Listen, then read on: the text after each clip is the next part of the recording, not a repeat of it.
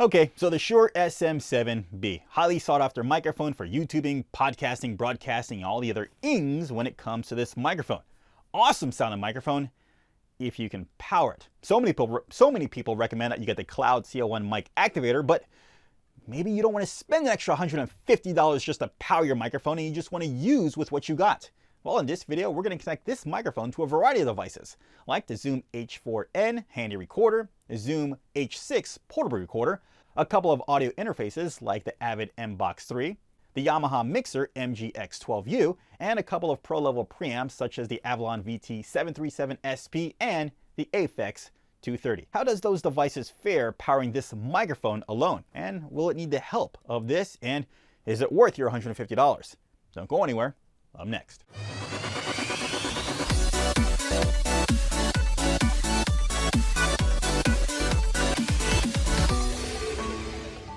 Hey guys, what's up? It's Lo and welcome back to another episode of Lo Knows. All right, so before we get started with the test, I want to give you a little tidbit to keep in mind. And it is called self-noise within your devices. Your microphone has self-noise, your preamps have self-noise. And the reason it is so hard to power this microphone with whatever device you have is because a lot of devices cannot max out and keep a nice, true, quiet signal. Because all your devices have some kind of self-noise, when you push the preamps within your devices too hard, you introduce a high element of noise within your signal. So that's why they recommend using this device so much. If your microphone, or I'm sorry, if your device gives you a nice clean signal at, let's say, 50%, you don't need to push it any further than that. This will take it at that 50% mark and raise it without any additional stress within the preamps that may leave some kind of additional noise. It's a lot. You will see what I'm talking about when we do the comparison. Let's get started. All right, so first one up is the Zoom H4n handy recorder. Right now, I am starting off with my preamps maxed at 100% level, and I'm not sure if you can hear, but I can hear it clearly in my headphones. I am getting nothing but static and hiss from the preamps because the preamps are being overloaded at this point. And normally, when I like to record and have my peaks hit -12.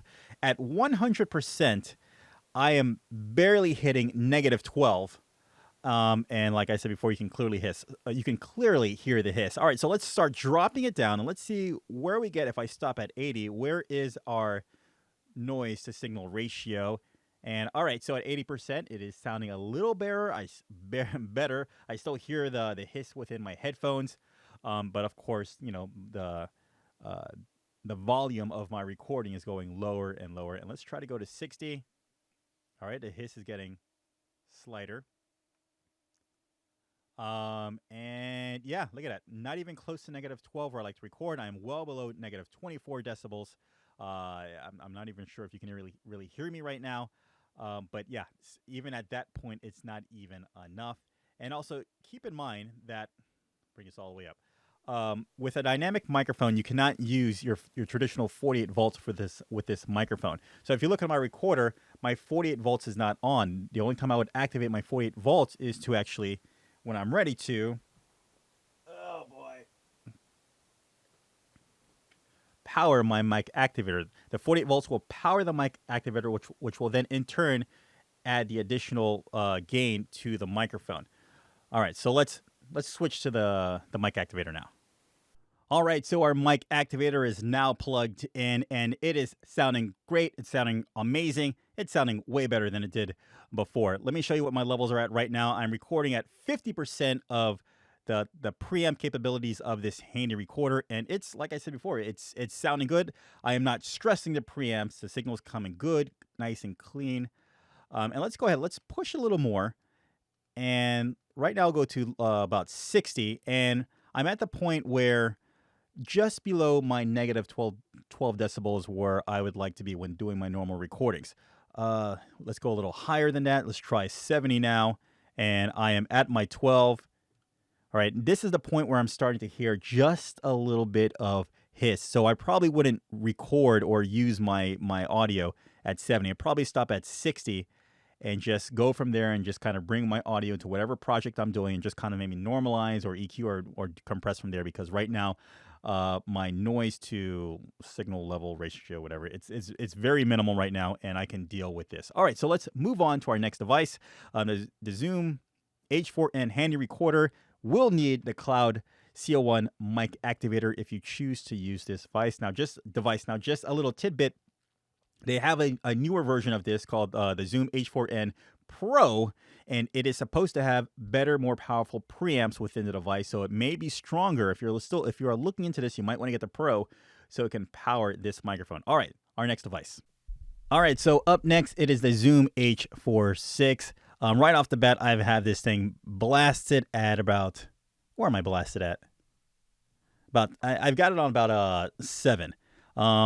Anything louder than that actually gets start getting too hot, and of course, still the volume gets a little too loud. So what can I tell you right now?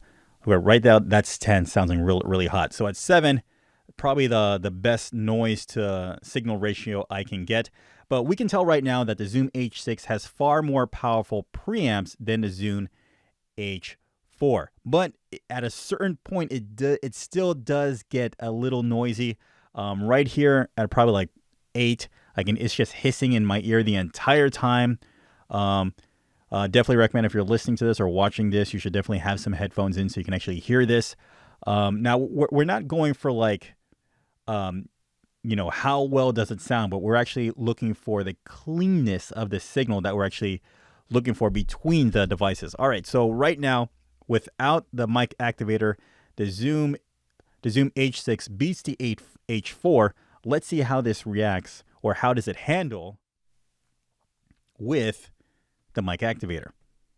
Okay, so now the CL-1 Mic Activator is connected to the Zoom H6, and it just sounds way better. The noise level is non-existent. Right now I have it around between 4 and 5, and to tell you the truth, with other microphones, like my shotgun microphones or my other condenser microphones, I normally have to have this probably around 6, between 5 and 6, but with the mic activator, I have it between 4 and 5, and it sounded great. Let's go ahead, let's push it, let's see how far we can push. All right, so between there, it's still sounding good, it's sounding loud, it sounds like I'm starting to overmodulate, but the hissing is still, it's a little there, but nothing too concerning. And then, with the mic activator, it's the mic is going to overmodulate before the hissing really starts to pump in. All right, so would I get the CL-1 activator with the Zoom H6? Yes, absolutely. Even though this really doesn't need it, it does give you some additional headroom where you're not actually pushing or flirting with pushing the preamps too much on the Zoom H6. All right, so let's move on to our next device. Okay, so right now we're connected to the Avid Mbox 3, and this one, just off the bat, it sounds like it has a better sound or better signal compared to the Zoom H4n and the Zoom H6. It is an audio interface device, but here's the thing. Like I said, the mic activator is not connected, but right now this is probably at 90%, and it just takes one click before we start overloading the preamps, just like that. So even though we're at about 80%, I still am hearing some hiss, but to tell you the truth, it's actually very, very, very manageable and probably not audible to you at all. But like just one click, boom, we overload the preamps. All right, so to tell you the truth, I am a little impressed right now. But we're flirting with that dangerous area of just kind of overloading the preamps, and it would be nice if we were just a little higher, a little away from overloading the preamps when actually using the device. All right, so let's connect the CL-1 mic activator and see what we have. All right, so with the CL-1 mic activator connected, what a difference. Look at this. I'm probably at like 40%, and the levels are looking nice. It is sounding nice. There is no hissing whatsoever coming from this signal. And if I wanted to, I could probably back off just a little bit more to reduce whatever kind of potential hissing there may be within the signal. So, wow, the CL-1 mic activator is doing a phenomenal job with the Shure SM7b connected to our Avid Mbox 3. I'm actually impressed with this box. I was actually kind of disappointed with this box. And sorry, so let's see what happens if I start going up. We're about 50%. Now we're at 60%. Still sounding good, sounding loud. There is a hint of maybe the mic starting to overload, and also a hint of hissing. Let's go about like 75%. And that's it. Right there, 75% with the CL-1 Mic Activator. That's about it. Anything else, we're just going to be overloading. Yeah, not good. All right, so wow. So we could probably leave it at 50% or 40%. And this is how the Avid Mbox 3 handles with a Shure SM7b with a CL-1 Mic Activator. Let's see what's next. All right, so now we're connected to the MG12XU, the Yamaha mixer. And if you can see right here, my gain is maxed out all the way to the max for my mixer just to power this. Even though it's maxed out, I feel like I'm still getting a nice, good, clean signal. So the preamps on this mixer are superb. The thing is, they're not any more powerful. It's not like you can take it over. If you're actually looking at the meters right here, it is going above unity. So maybe it's just loud in my headphones. But you know, man, I'm just gonna take back what I said. The preamps in this mixer are great. I hear a little hiss, and you know, I do have an additional gain control right here within the faders. I can go even louder if I want, or just go a little softer. And I can roll off maybe stress. Don't put so much stress on the preamps, and just raise the volume just a little more here. Well, to tell you the truth, it sounds good as is. I'm really surprised that this mixer. No, I'm not surprised. I knew this was a high quality mixer, but I'm pleasantly surprised that it's handling and it's powering this microphone just as well. Would I prefer to have the CL activator on this mixer? Probably. We're going to test it right now because I really don't like the fact that I'm actually pushing my preamps too hard within my devices. All right, so let's see how it sounds like with the mic activator connected. All right, so with the CL-1 mic activator connected, it sounds just as good, if not even better. Far less hiss, not like there was any hiss before, but just far less. It's just a far quieter sound. So you can see right here, I barely have my gain pumped up on it. And if you can see the meters on the mixer as well, I am just below unity, and I've just got barely anything on. What's crazy is that the mixer is picking up a nice, good signal. It is going into my Pro Tools device, and it's picking up great levels. Yeah, and let's see how it is with my gain all the way down. That's low. If I were to add more in my, yeah, that's just a little too low. We definitely have to have something here within the gain section. All right, so this is the Yamaha MG12XU with the Shure SM7b using the CL-1 Mic Activator. All right, let's go to the preamps. All right, so now we are connected to the Avalon VT737 SP, and as you can hear, it sounds like it's raining outside. It is just constant hiss within my headphones. I have to have my monitoring volume in my headphones way past 50%. And look at the Avalon. Our output, whoops, let's adjust that. Our Avalon is all the way at 100%. All right, our preamp is at all the way maxed, and I have to have my high gain in. And this is the signal we're getting. And when I'm looking at my recording software, it is barely being detected. I'd probably say it's probably like hitting 15% within our meter bar. And let me give you a sound. This is how it sounds like when I turn off the high gain, and this is how it sounds. Let's go all the way to the preamp. You barely hear me, and I'm probably sure you can't even hear me right now. Wow. Oh, boy. Yes. All right. So why are we getting so much hiss? Well, like I told you before, it's because we are pushing the preamps to its limit. And once you hit a certain threshold within the preamps, then we start introducing noise to the signal, or self-noise as it would be within the Avalon S737 SP. All right. So let's connect the CL-1 Mic Activator and see what our results are now. Okay. So mic activator time. And I think you'll be a little surprised on what you see and what you hear, because I know I am. Let's take a look at the Avalon, and we can see here that the way it's sounding right now, it's hitting about 40% within the VO meters within my recording software. And right now, I still have it the preamp maxed all the way out. My output is still maxed all the way out, and my high gain is on. Now, the volume of what I'm hearing from the mic is a little louder. The hiss is still present because we are still pushing our preamp maxed all the way. Let's take off on the preamp. All right, so the hiss starts going down because we're not pushing the preamp as much, but still the hiss is there because our output is all max all the way up. Let's try taking the high gain off, and it's a little quieter, but you can barely hear me. All right, so we don't need any more testing. We can automatically see that with the mic activator, with or without the mic activator, when you connect this microphone to the Avalon VT737 SP, it's not power enough to hold a nice, clean, good, emphasizing clean signal. All right, let's move to our next device. And for our final device, and I am super excited about this one, we are using the Aphex 230, and listen to this. It actually sounds really good. And let me give you a couple reasons why I think right now it sounds pretty good. I am still hearing hiss in the background, but just check this out. My full output level is about, well, let me change that for you. My full output level is about half, and my gain is probably around 60. Now, I still need to push the preamps on this device so you can get a nice signal.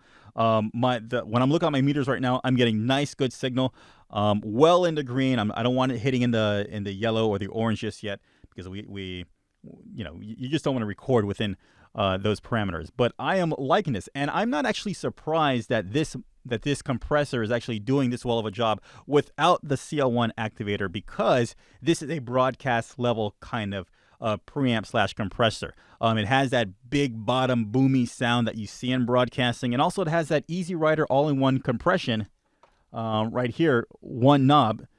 So it just makes things simple for setting up and go and just doing your project. So I'm, like I said before, I still hear a little hiss. It could be because of line. It could be because that we still are pushing the preamps to a level where we do hear self noise coming from the device. But right now, I am super impressed. The Aphex 230 is, which is like maybe $1,200 less than the Avalon, is beating the Avalon squarely. But if the Avalon is to you, it might have some kind of it might not have the same kind of audio coloring or characteristics that you may be looking for within an Avalon. But still, this preamp is doing an amazing job just powering this microphone. All right, so let's see what the CL-1 activator sounds like on this with that. Super excited. Holy cow, this thing sounds amazing. Wow. Okay, so let's look at the settings right now on the Aphex 230. I've got my gain probably about 40 right here. It's just about halfway. And I have my level, my full output level all the way down. And these are the settings that I came up right now to give me as least amount of noise as possible. There is still a faint hint of noise coming into my headset. But it's barely audible within here, and I know if you're listening, you can barely hear it. It just works. It works, and it's weird that way. What could be causing some additional noise? Like that, you hear the additional noise. Ooh. Maybe it's my line. Maybe I could use to get some better kind of microphone wires. The chain is the microphone going to the Aphex 230. Then from out of the 230, it's a TRS 1/4 inch connector. Like, crap. Oh, well. Oh, here we go. It's like an XLR to this kind of connection going into my mixer. And maybe that cord itself is having issues. Because let me give you a real quick test. I'm going to bring up, all right, when I turn on the volume, that's when I get my hiss. But when I go down to preamps, you see? Oh, okay, you can barely hear. But when I turn my preamp all the way down, I still get hissing sound. All right. So the noise is not coming from the preamp. The noise is coming from the actual final output or the line level. Interesting. All right. So bottom line, I am super floored with the Aphex 230. I think my mic just found a new home within the Aphex 230. All right, so what are my final thoughts when it comes to the CL-1 Mic Activator when using it with the Shure SM7b? Well, the CL-1 Mic Activator does as delivered, gives you 20 plus decibels of clear gain, clear boosted audio. Just remember, if you have a noisy device, it's going to bring up that noise considerably. We saw that with the Avalon VT737 SP. What devices surprised me? Well, my top two, my Avid Mbox 3 audio interface, that super surprised me. Of course, going over 90% on the dial, then we actually started hearing the overloading and where the device couldn't actually handle the gain staging of this microphone. And of course, the Aphex 230, super impressed with that.